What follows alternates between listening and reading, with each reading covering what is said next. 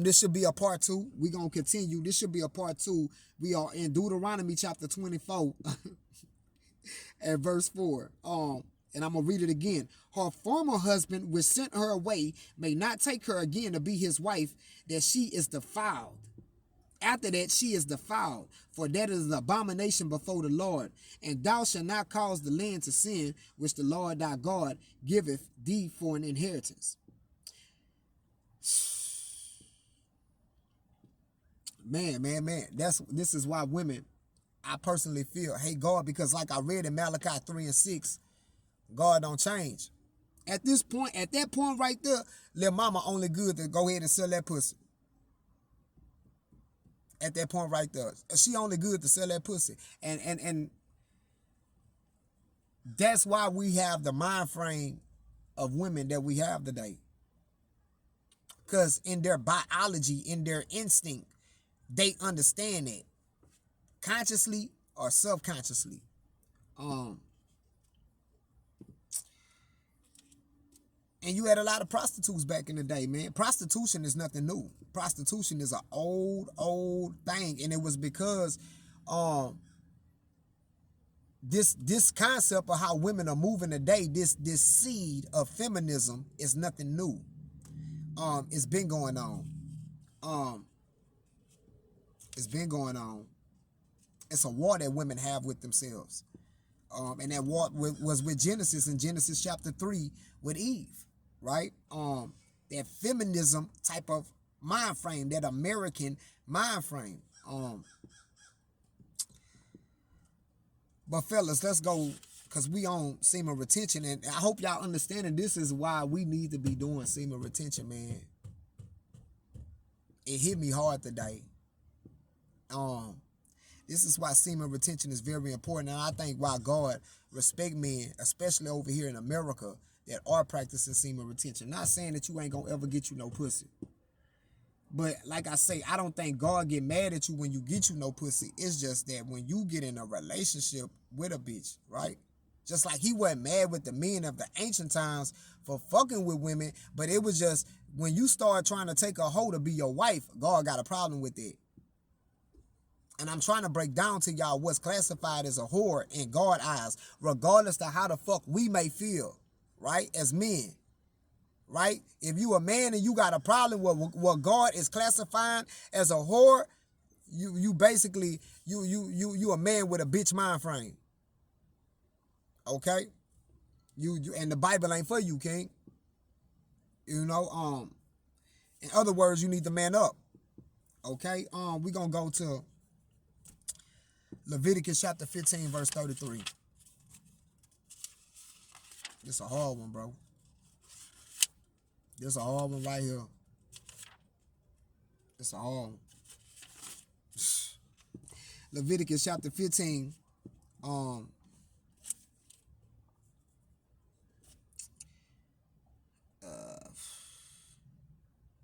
Matter of fact, I'm gonna start from 16, right? Show you how important as a man your seed is, right? Because we get defiled too, just not in the way that a woman becomes defiled, right? It says, and if any man seed of copulation, which means if you nut, go out from him, then he shall wash all his flesh in water and be unclean until even. And every garment and every skin whereon the seed of copulation shall be washed with water and be unclean until the evening. The woman also with whom the man shall lie with, and the seed of copulation, they shall both bathe themselves in water and be unclean until evening. And this is dealing with the next verse is dealing with a woman on her period. This is why the Messiah had to come, dog. This is why the Messiah had to come, bro. And if a woman have an issue, and her issue in her flesh be blood, she shall be put apart 7 days, and whosoever toucheth her shall be unclean until the evening.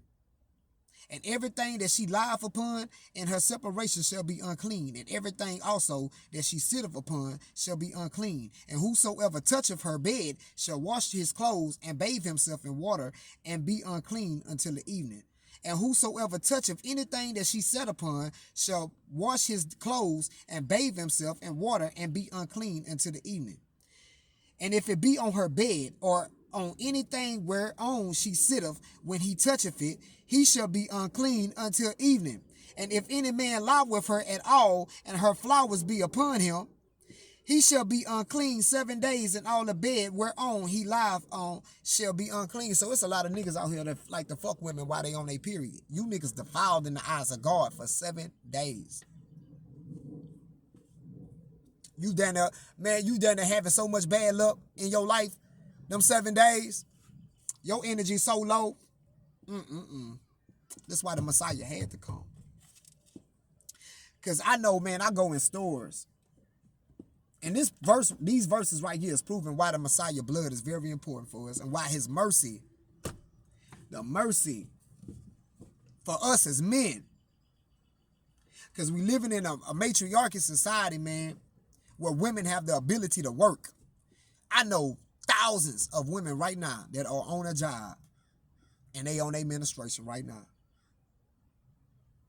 According to this right here, every last man that go up and touch anything this woman touch is unclean. You defiled in God's eyes. That's why it's important to pray every day. That's why it's important to pray every day, man, and ask for that blood to be covering your life. Because God ain't changing. No matter how much we may want God to change, God is not changing, dog. You understand me? So you got to pray when you go out here in this world, bro, because it's things that you're intermingling and interacting in that you have no idea that you fucking up and breaking God's law. So before you go out here, you got to pray to God and like, God, allow the blood to cover me, Lord. Basically, don't allow the negative energy to attack me for things that I unknowingly don't know that I'm doing wrong in your eyesight, God. Man.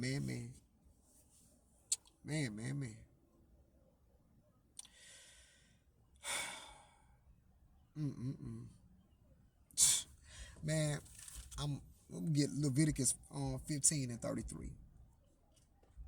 It say, and of her that is sick of her flowers, and of him that hath an issue, of the man, and of the woman, and of him that lieth with her, which is unclean. Matter of fact, this is the law of him that have an issue, right? Which means that if you discharge and if you done caught something from this bitch, right? Of him whose seed goeth from him and is defiled therewith, right? You defiled. And I mean, most of us know that. Like, you know what I'm saying? You know, we know that. And of her that is sick of her flowers, which means, you know, she got something. She discharging down there. And of him that have an issue, and of the man, and of the woman, and of him that lieth with her, which is unclean. So, you know, you sleep with a woman, bro, and, you know, she discharging down there, but you still choose to sleep with her. In God's eyes, y'all defiled, bro. Y'all both unclean. In God's eyes, y'all some nasty motherfuckers. Man, this is a hard lesson right here. Because, honestly, women don't care about this, dog. And I want to go to John. I want to go to John chapter 8, verse 11. And this is a question. This is probably going to be my last. This is going to be my last. Matter of fact, before I go there, I want to go to Genesis, because I'm talking to my men about our sperm, about our seed, how important it is. Genesis 38. Genesis 38, right? There was about a dude named Onan. To see how important your seed, your sperm is, dog. Right? You niggas just fucking and just jacking off, thinking that shit just cool, right? Let's see. Let's go to Genesis 38. And 9 and 10, right? Because Onan was supposed to fuck Tamar, right? Because Tamar's husband had died, so she didn't have nobody. The way it go, when a woman's husband died, the brother of that husband, if that brother didn't give her no children, the brother of her husband is supposed to impregnate her and give her children. See, that goes against how we was raised over here in America, dog. Like, Let's keep reading. It say, and Onan, this is Genesis 38:9. It say, and Onan knew that the seed should not be his. And it came to pass when he went into unto his brother's wife that he spilled it on the ground, lest that he should give seed to his brother. And the thing which he did displeased the Lord. It displeased the Lord. I'm going to say that it displeased the Lord. Wherefore he slew him also. He killed him. Right? He killed him. And the nigga was mad. He was on some prideful shit. Because he was like, bitch, if I get this whole seed, ain't like I can raise, ain't like it's my child. It's going to still be like it's my brother's child. And he felt some type of way behind it. So when he was fucking her, he fucking the shit out of her. So when it came down for him to nut, he pulled out and skeeted on the ground. Like, bitch, fuck you. I'm not giving you no baby. The Lord seen that nigga and killed him, knocked him off. They let you know the Lord be around you at all times. Niggas think they be doing shit and getting away with it. You ain't getting away with nothing. The Lord watching at all times, dog. He watching at all times. I'm pretty sure that nigga was fucking the shit out of tomorrow and thinking, oh, we in the privacy of our own. Over here, ain't nobody seeing us. Shit, the Lord watching the whole time. Watching that nigga knock tomorrow down. Now you got to think about all the bitches you done fuck. And you thinking the Lord ain't nobody watching. Boy, the Lord watching everything, boy. The Lord watching everything. I'm going to get this last script. Get this last script, man. John 8:11. And I'm getting this script because I'm going to lead this lesson off with a question. John 8:11. I'm going to lead this off with a question. I'm going to lead this lesson off with a question. Right? This is John 8:11. Right? Because a lot of women like to go to the lady that these men was going to stone, that the Pharisees was going to stone. They love going to that, but they don't understand that lesson. And this is John 8:11. It say,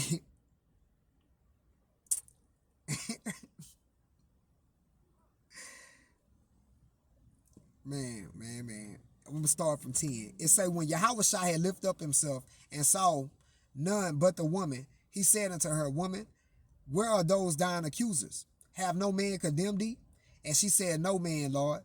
And Yahushua said unto her, neither do I condemn thee. Go and sin no more. So what basically going on, the Pharisees done brought this woman. They know that she been fucking another man outside of her husband. She's committing adultery at this point.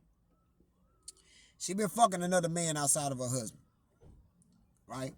So they trying to bring her in front of Yahushua to really trick Yahushua up, seeing if Yahushua was going to condemn her or not. But he told her, go and sin no more. Then spake Yahushua again unto them, saying, I am the light of the world. He that followeth me shall not walk in darkness, but shall have the light of life. And the Pharisees therefore said unto him, thou bearest record of thyself, and thy record is not true. So they let you know them niggas hating. Them niggas was on some bitch shit. And Yahushua answered and said unto them, though I bear record of myself, yet my record is true. For I know whence I came and whither I go. But ye cannot tell whence I came and whither I go. Ye judge after the flesh, I judge no man. And yet if I judge, my judgment is true. For I am not alone, but I and the Father that sent me. Oh, he just said the Father that sent me. That's for them bitch ass Christians out there that saying Jesus is God. Y'all just out of there all the way. You know what I'm saying?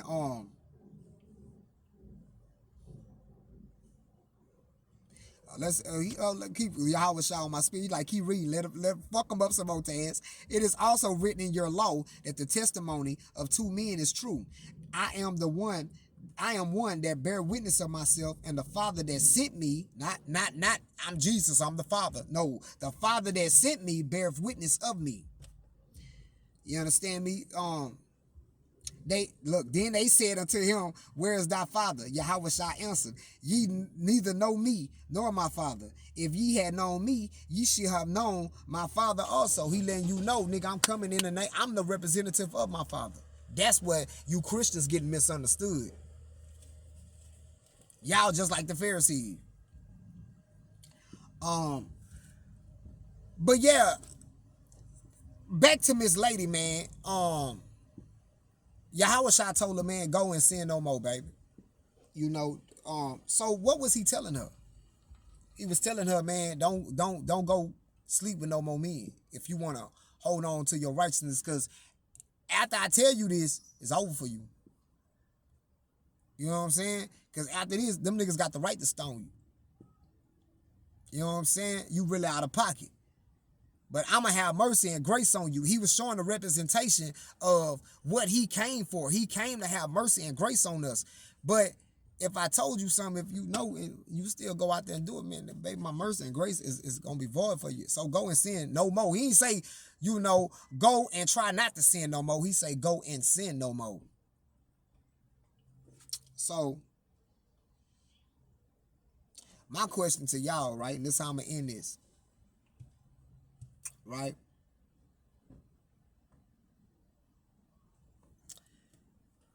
Do God change? Right? How was y'all wrong when he told her go and sin no more? And if La Mama would have sinned, again, if she would have went and fucked another man again, right after she left Yahweh, right? Was she in the right or was she in the wrong? Me personally, she would have been wrong. And she would have been worthy to get put to death. Because she had been forgave already. Which is hard. That's hard for the mind. And do God change? No, God don't change. God still look at us the same way he looked at us from the beginning of creation. And this is a hard lesson for me. Because just like, a lot of y'all, man, I'm Americanized too, man. And, it's just certain things, man, it check you on. And it's like, as a man, we wanting to please God. And at this point in 2025, bro, it's like, shit. You know what I'm saying? Like, nigga, I'm damned if I do and I'm damned if I don't. You know what I'm saying? But the damned if I don't part is way better because you get peace in your life. And it just makes semen retention more important, man. It just brings more importance on semen retention when you look at how God views women and how he views men, right? It just makes semen retention way more cherishable and way more valuable. Because like I say, man, we dealing with whores out here, bro. And the sad part is women don't consider themselves as whores because they look at it as, oh, I was in a relationship with this dude this long, and I was in a relationship, I left him and I got in a relationship with this dude, and then I left him and I got in a relationship with this dude. And in their mind, they not seeing you a whore, but that's because she's Americanized. She feel like, well, men can do that, why I can't do that? Why he's not a whore and I'm a whore?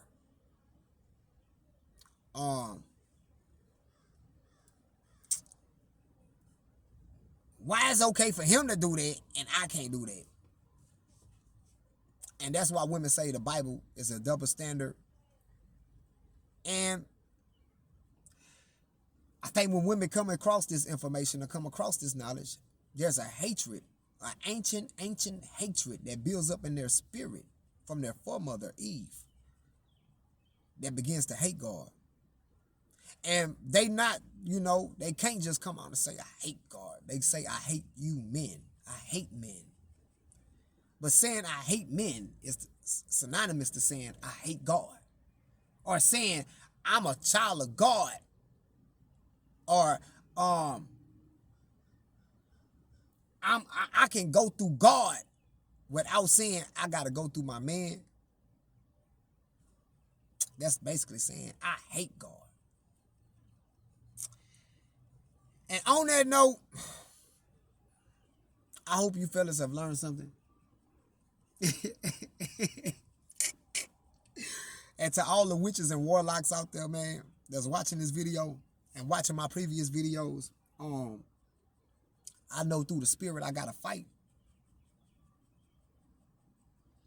Because I know you bitches be throwing up spells on a nigga name. So believe me, bitch, I know what I'm dealing with, so I know through the spirit. That's one thing semen retention is very good for two men. I know I'm supposed to be ending this, but I gotta say this.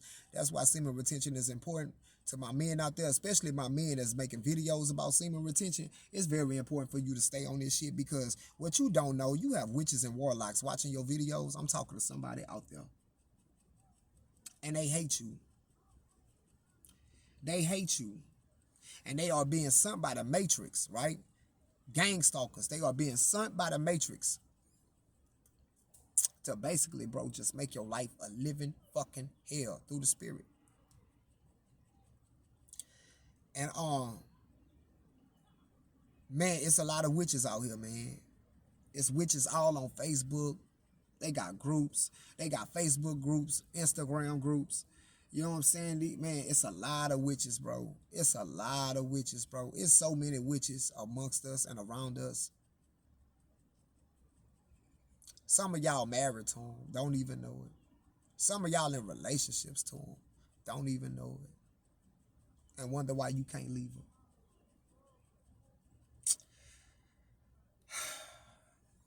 This is a hard lesson right here. I'm pretty sure y'all know. And it took a minute. It took some days for me to try to come with this lesson.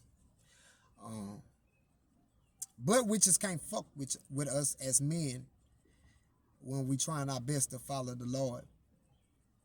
Practicing semen retention. Practicing fasting and praying. They can't fuck with us.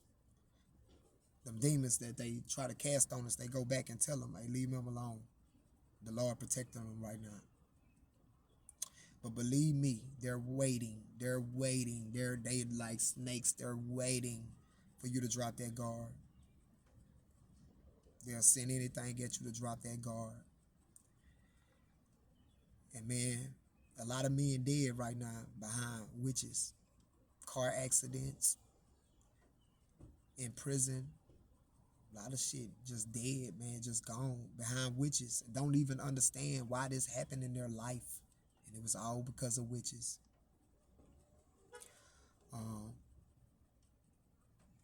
Witches that had succubus energy and Jezebel energy attached to their vessels, you know.